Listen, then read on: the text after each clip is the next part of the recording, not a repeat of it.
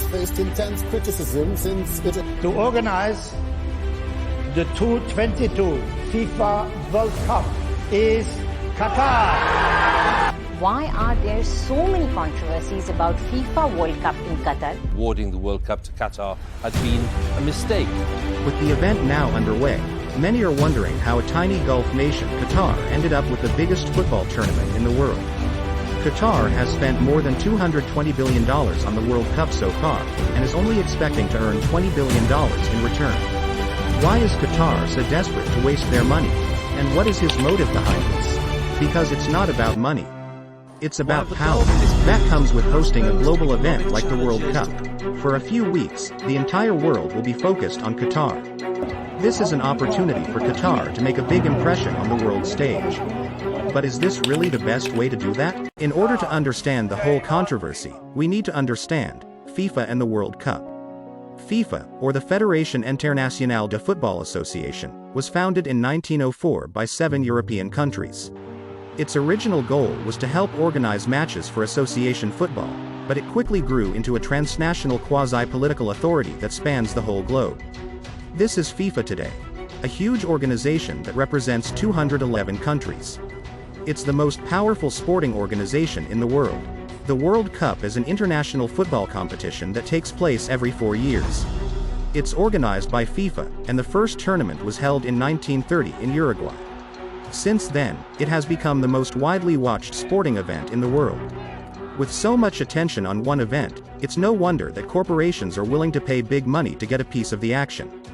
While the World Cup is a beautiful display of the sport of soccer, the reality is that it has become less about the game and more about the money.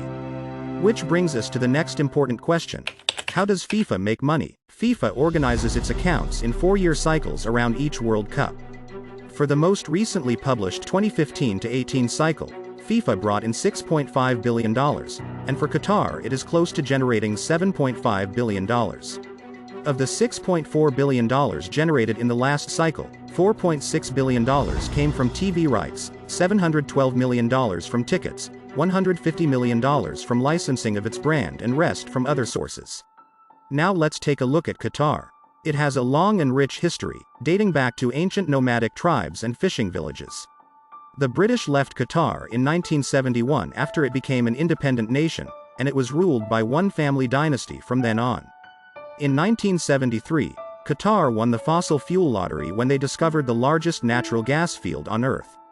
Population-wise, only 30 lakh people live in Qatar, and of that number, only 15% are local Qataris. The rest are migrants. Because of its vast energy resources, Qatar exports more liquefied natural gas than any other country. Its wealth has made it one of the richest countries in the world, with a per capita income of $61,000, far ahead of the $12,000 average per capita income of the world. And now Qatar is using its absurd wealth to host the World Cup. Reports suggest that Qatar has spent a whopping $220 billion on hosting the World Cup, making it the most expensive tournament in history. Less than $10 billion of this is on the 7 stadiums Qatar built for the games and the 1 stadium they renovated. The rest was spent on transportation, hospitality, telecommunications and security infrastructure, including $36 billion on a metro system for Greater Doha, a new airport, extensive road construction, and over 100 hotels, inter alia. To comprehend the magnitude of the $220 billion outlay, Qatar's total GDP for 2022 is roughly $180 billion. This means that, over the 12 years since they were awarded the World Cup in 2010, Qatar spent an average of $18.3 billion annually, or more than 10% of their GDP. This would be the same as if the United States devoted $2.3 trillion annually for the same duration of time. In other words, Qatar made an immense commitment to the World Cup. One may pose the inquiry of how much Qatar will benefit in return for hosting the FIFA World Cup. It is estimated that Qatar will only receive 15 to 20 billion. This is because FIFA will only pay the operational costs of the competition. These costs include the World Cup host countries organizing teams, awards, transportation and lodgings for the teams and their staff, as well as a fund to sustain the sport in the host country after the event has concluded. As a non-profit organization, FIFA puts the majority of its profits back into the growth of soccer. It is evident that hosting an event such as the World Cup is a costly venture for the host country, as they have to fund expensive infrastructure projects. After the World Cup, these structures became a wasteful expense, with the example of a Brazilian stadium now being used as a bus depot. This leads us to wonder why Qatar is so determined to host the FIFA World Cup despite the massive amount of money it requires. Clearly, Qatar is expecting to gain something else from this. They have been smart with their spending, investing their surplus funds into projects that are not related to carbon emissions, such as property in Singapore, New York City, the St. Petersburg Airport, and the acquisition of Miramax Films. In fact, Qatar owns more land in the UK than the Queen does, and is all part of their strategic diversifying effort. There's no denying that Qatar has a huge dependence on oil and gas. If you take a look at their GDP, you'll see that nearly 60% of it comes from oil. However, the cost of renewable energy has started to drop below the cost of fossil fuels, so Qatar can't keep relying on oil beyond 2050. That's why they're trying to diversify their economy. Another big problem for Qatar is its global image. When people think of Qatar, the first thing that comes to mind is desert. So improving Qatar's global perception is a major challenge for the country. They need to make themselves more appealing to foreign investors if they want to attract them. So Qatar is working on two major issues: economic diversification and global image. What's Qatar doing to fix these problems, and how are they connected to the World Cup? It looks like Qatar is hoping to use the World Cup as a way to improve its image in the eyes of the international community. This is similar to what Russia did in 2018, when they used the World Cup to try and distract from their war progress. Qatar is hoping to use the World Cup publicity to sweep its human rights violations, abuses of homosexuals, and military funding under the rug. The second reason Qatar is hosting the World Cup is for foreign investments. The World Cup is a chance for Qatar to show off its infrastructure to potential investors from all over the world. In fact, Qatar has even created an investment plan that includes things like income tax exemption for 10 years and exemption from import duty on raw materials. As a result, foreign investment in Qatar is expected to increase in the coming years. So what did Qatar do to win the bid? Basically, they used influence and money to sway the vote in their favor. Some people have called it the biggest corruption scandal in FIFA history. But how does FIFA actually select the host country for the World Cup? FIFA is divided into 6 confederations, each with their own executive members. In total, FIFA has 24 executive members, including the president. These members have voting rights and they ultimately decide which country will host the World Cup. For the 2022 host selection process, 22 executive members voted. 2 members were disqualified after they were caught compromising their vote in a sting operation. So why did 14 out of the 22 members vote for Qatar? Qatar doesn't have a lot of the key characteristics that make for a good host country, according to FIFA's own evaluation. For example, it's very hot there, there's no widespread football infrastructure, and not many people in Qatar are passionate about football. So how is Qatar supposed to successfully host the World Cup? According to Sunday Times, Jack Warner, a representative from Trinidad and Tobago, got a $1.6 million bribe from Bingham for his vote. The United States Department of Justice unveiled an open accusation saying that 3 South American Confederation members have been bribed.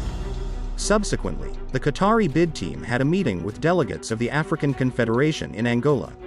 A previous employee in the room interpreted that the Qataris offered $1.5 million to each in return for their vote. Later on, dealings were made directly with governments. For example, oil deal with Thailand. 4 months before the vote, Qatar agreed to sell oil for cheap. The Emir of Qatar visits Brazil and meets President Lula. News emerges that Qatar Airways agreed to operate 3 daily flights in Brazil. UEFA is the biggest confederation with most executive members. Michel Platini of France was the prez of UEFA and had a great influence on other members. A week before the vote, Michel Platini along with French President Nicolas Sarkozy met with Hamad bin Jassim, the Prime Minister of Qatar, and Tamim bin Hamad, the Emir of Qatar. At that time, France was undergoing a financial crisis. After the meeting, UEFA members voted for Qatar, and later they announced Airbus and Rafale deal with France. Qatari media group bagged French football TV rights. All total, Qatar gets 14 of 22 votes using these methods. So this is how they brought the World Cup. But at the cost of what? When it won selection in 2010, Qatar lacked many of the stadiums, hotels and highways needed to stage the tournament. To build them, the country turned to its massive population of migrant workers. Working and living conditions for those migrant workers were frequently exploitative and dangerous. A 2021 investigation by The Guardian found that more than 6,500 migrant workers from 5 South Asian countries had died in Qatar since 2010 from all causes: workplace accidents, car crashes, suicides and deaths from other causes, including the heat. FIFA and Qatar dispute that number. Qatar says that only 3 people have died as a direct result of work on World Cup construction sites, and acknowledges the deaths of 37 workers that were non-work related. The nation with a strong traditional outlook has declared that it is ready to accept the global community, yet in reality, there have been a series of disputes that demonstrate the serious disparity of principles between Qatar and the Western world. Qatar is amongst the countries where homosexual acts are considered unlawful and in certain cases can even be punishable by death according to Sharia law. This is a complex issue from many angles, but in regard to the FIFA World Cup, it is in contrast to the FIFA's policy that any discrimination done by any nation involved in the tournament will result in the nation being barred or excluded. Qatar's penal code criminalizes sex outside of marriage, which has led to the prosecution of rape victims. In a recent interview with a German broadcaster, a Qatari ambassador for the World Cup described homosexuality as damage in the mind. Everybody is welcome here. All we ask is for people to be respectful of the culture. Another issue in Qatar is related to women's rights.